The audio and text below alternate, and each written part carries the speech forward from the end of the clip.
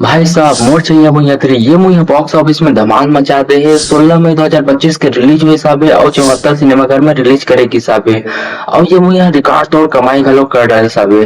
चलो बात करते हैं। पहले दिन कमाई हिसाबे ये मुझे 49 लाख, दूसरा दिन कमाई हिसाबे 52 लाख, थोड़ा आंकड़ा बढ़ के और तीसरा दिन के बात करबे तो भाई ये तो अपन ही रिकॉर्ड तोड़ हिसाबे। तीसरा दिन ये मुझे 84 लाख कमाई हिसाबे और 3 दिन के कलेक्शन के बात करबे तो ये मुझे 1 करोड़ 85 लाख ऐसे ही कमा रहे साहब। अब बजट के बात करें तो ये मूवी की बजट हवे 1 करोड़ 70 लाख रुपया, जबकि ये मूवी यहाँ 3 दिन में अपन बजट ला पार कर दी साहब। और यहाँ पहला हफ्ता की बात करें तो ये मूवी यहाँ 4 करोड़ 29 लाख रुपया तो ऐसे ही कमा डाले सके। तो पहले ही हफ्ता में ये मूवी ब्लॉकबस्टर होगी साहब और अभी तक ये मूवी है ना 9 करोड़ 50 लाख रुपया ऐसे ही कमा डाले।